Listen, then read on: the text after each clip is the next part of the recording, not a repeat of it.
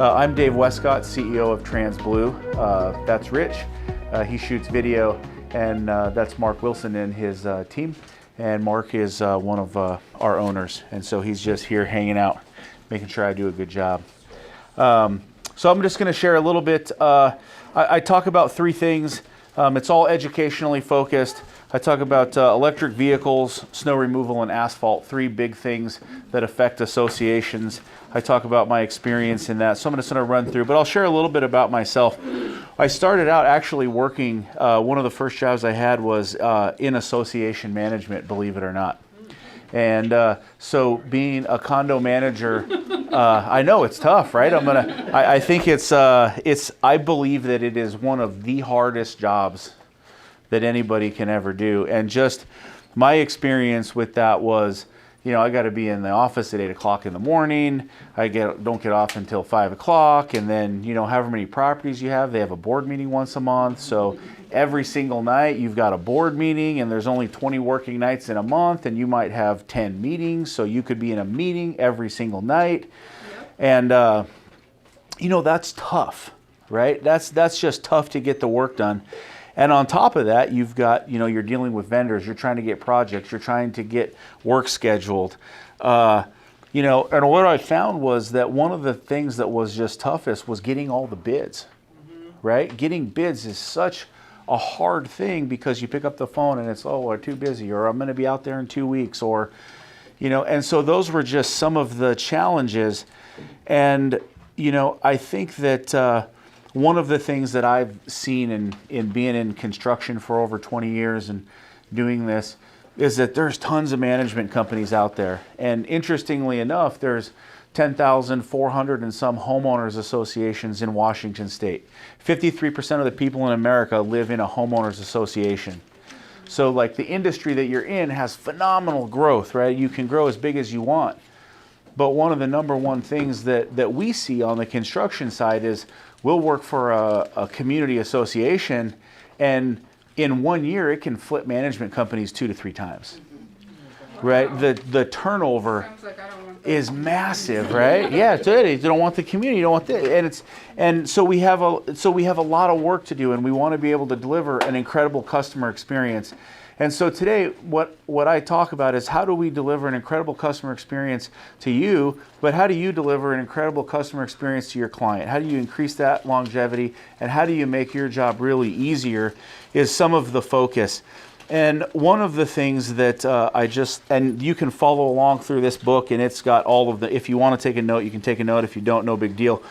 But one of the things that we believe in with that incredible customer experience is that one of the things that these boards always seem to complain about and are always upset about is, I didn't get enough bids. I only got one bid. I only couldn't get it. And it's a really big pain point. And one of the things I believe about incredible customer experience is if we give our clients incredible customer experience, we can charge more money because they're willing to pay for it, right? And the other thing is that we're going to get higher quality clients because we can pick and choose who we want to work for, because we do a really good job. That gives us more vendors, it gives us more buying power, it makes it easier to get projects done for associations, and in turn it makes our staff happy. At the end of the day, I don't believe you can deliver an incredible customer experience if you don't have amazing culture in your office and people don't wake up in the morning and they say, I love what I'm doing.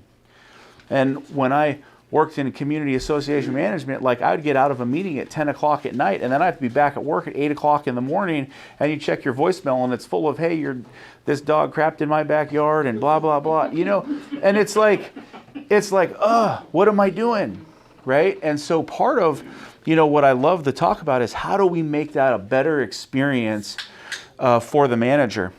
So the first thing that I like to talk about is the RFP, Request for Proposal, because it's one of the biggest pain points that I find. And the way that association management does proposals is like no other industry, right? We'll get a call from an association manager, they'll be like, hey, can you go out and take a look, give us a bid? And we kind of have to go out there and we have to look at it and we have to create the scope of work. And then we send that scope of work back and the association reviews it and they're like, well, this company said they're going to do it this way, and why are you doing it this way? And your price is half of theirs, or your price is double theirs. And so as an association manager, Like, how does that make you the expert? And how does that make you the person who's giving that board great advice so that they have that incredible customer experience? So one of the things that happens in construction outside of this, and just to kind of put it in perspective, our company operates from Seattle to Massachusetts to New Orleans to Texas. We service over 450 million square feet of property, and we'll hit probably 100 million in revenue this year. So when you think about that, we do a lot of RFPs. We participate in tons and tons and tons of RFPs. And the difference is that when we do an RFP with a community association, it's more on the disorganized side of things. Not in a bad way, but just because it's done differently in other parts. So I'll give you an example. If I was to do a bid for the city of Tacoma, they would have an RFP. It would come out, let's say they want to repave the parking lot. What would happen is they pull their contractors of what's called the MRSC roster. So right now, I could go into the MRSC roster if I was a manager, and I could pull every asphalt contractor right off of that list. I would actually get a list of about 500 asphalt companies, right? Versus picking up the phone, calling Yelp or whatever we're doing to find a contractor, somebody that you've worked with in the past. Then what would happen is we would go out on site and we would all meet at a mandatory site visit. That site visit would include basically a quick walk of the property, what the expectations are, so on and so forth. Now what happens is when I go out there and I see Nice Enterprises or I see Best Parking Lot Service or whomever it is, I know those are my competitors. But when I see them face to face, I also know what they charge per square foot because I've been doing it a long time. And so it enables me to drive my costs down because I'm like, well, I don't want Steve to get another bid. I don't want him to win this work. I don't want Rainier Asphalt to win the work, whomever it is. So I can go after that price very specifically and very aggressively versus if you call on the phone and you just say, hey, can I get a bid? Because then it's just going to be like, okay, well, we don't know who we're bidding against and they probably won't be able to get 3 bids. They may not even get 2 bids. So we'll just give them a number that is better for our business, not better for the association. So that site visit is really powerful. The other thing is, it gives you an example, and I've prepared a couple example RFPs for you that I'll give out at the end. But what it does is it keeps everybody on the same page. And one of the things that we want to have is we want to know what's the size of the parking lot? What does it look like? When is the bid due date? Hey, every single bid is due by noon on Wednesday, 2 weeks out. And what does that do? That makes sure that these people who are providing you bids all know the deadline. That way you can communicate that with the board. And that way, as you go through the process, it's not like, when am I going to get a bid from these guys? Everybody has a bid due date. It also says, hey, in this particular bid form, you would say, hey, listen, when are you going to get the work done? How long is the work going to take you? And by the way, if the work is delayed, there's a penalty. We're going to be right up front about it. It's $250 a day. How many of you have had a project that went longer than anticipated or didn't go the right way? The other thing that we would require on the project is a bid bond. So bid bonding means that company, that company has to go into their insurance and go to their surety, and they've got to get a performance bond for the total value of the job. So let's say you're doing a roofing project and the roofing project is worth $1 million. And you're having all of this work done, and now you've got a contractor. How many of you had a contractor walk away from a job, not do a good job, have a construction defect claim, right? How does all those things happen? Well, if the job gets bonded, if they get a 100% surety bond against the job, that means that their insurance company is saying that if there's any issue with this project, we will pay to have it fixed.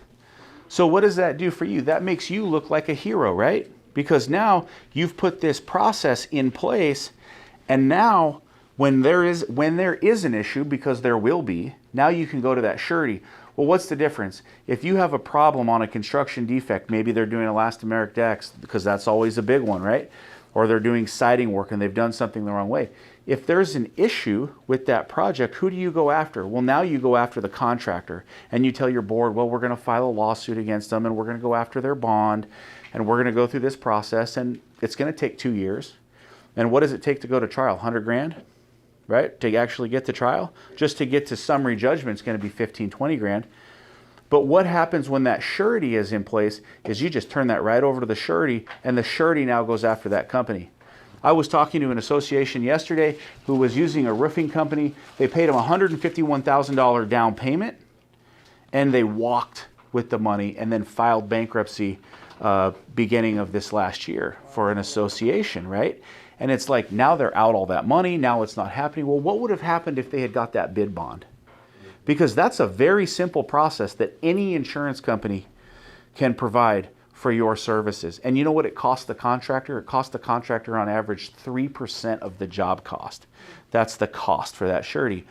Here's the difference. When they write that surety, what they are doing is taking out a personal guarantee, and they are taking that contractor's house and they are putting that on the line.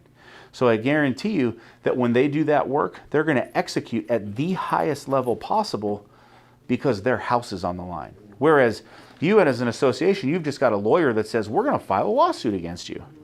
And it's like, cool, file it. It'll take you 2 years. And at the end of the day, we'll settle. It'll never go to court. And if you didn't get your documentation right, we're going to beat you in summary judgment, or we're going to beat you in deposition anyway.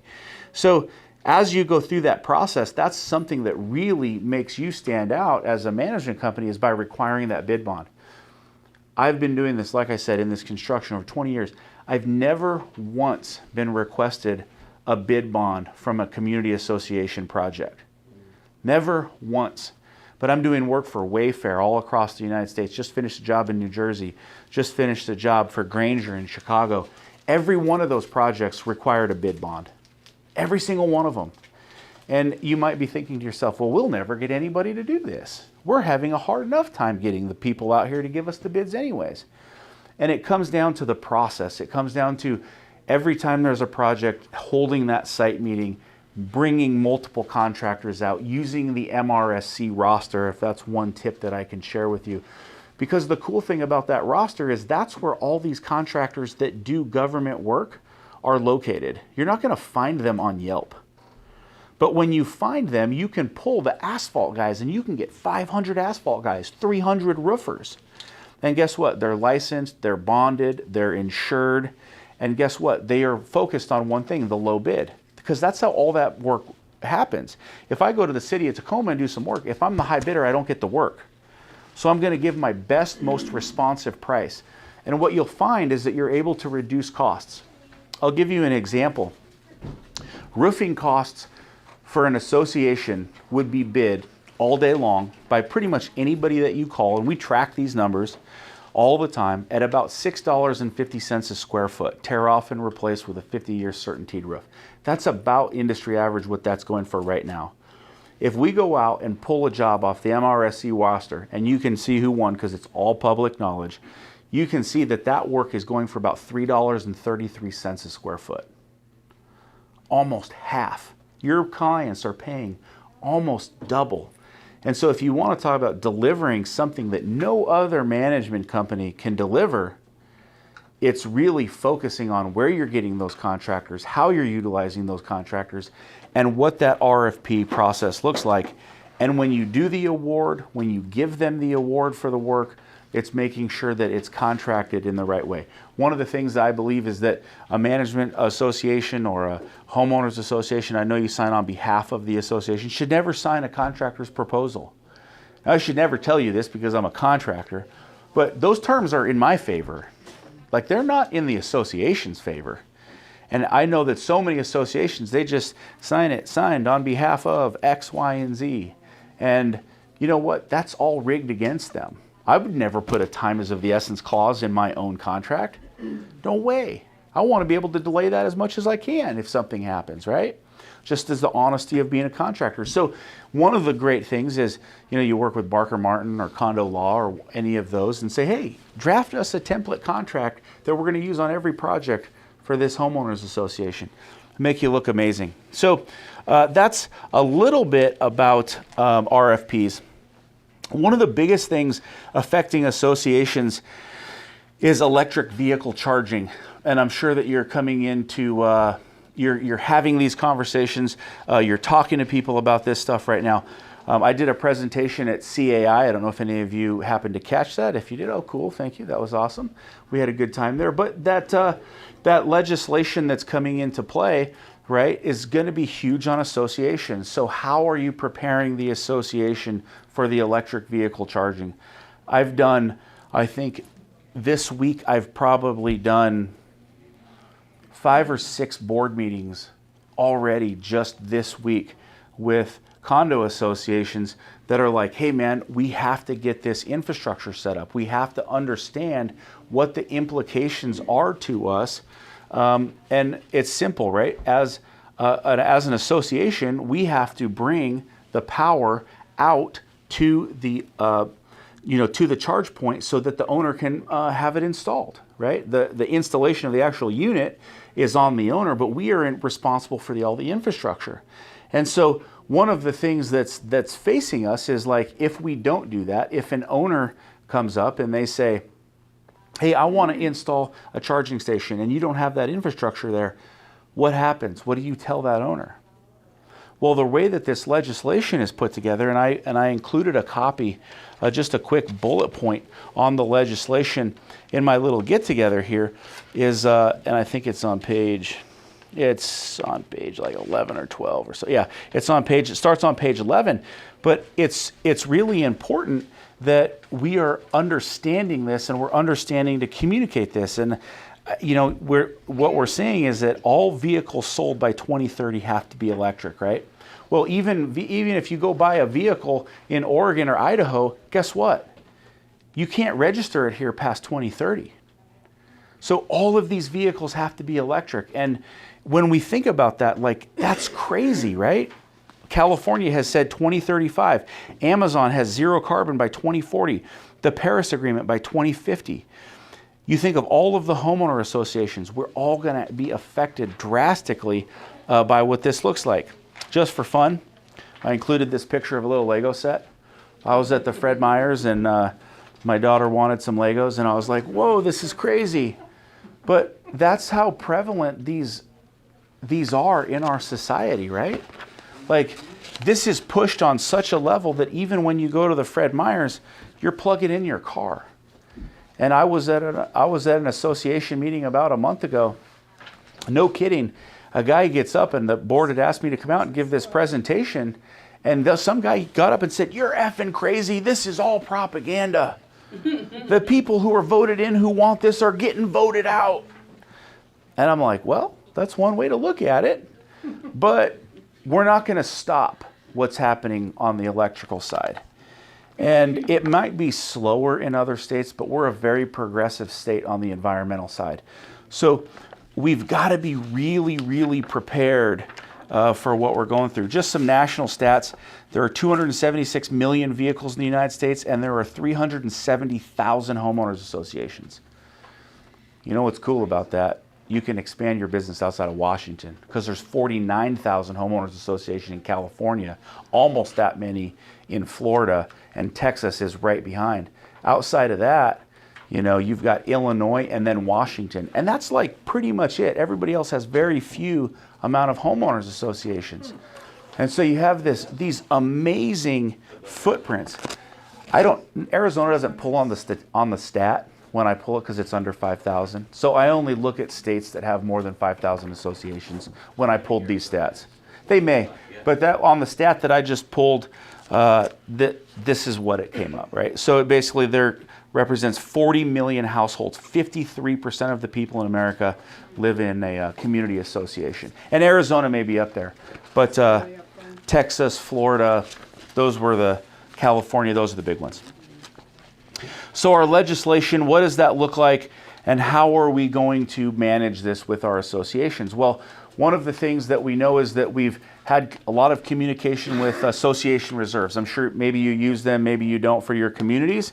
But when they do a reserve study, they're not including the infrastructure costs because they don't even know what infrastructure costs are going to be.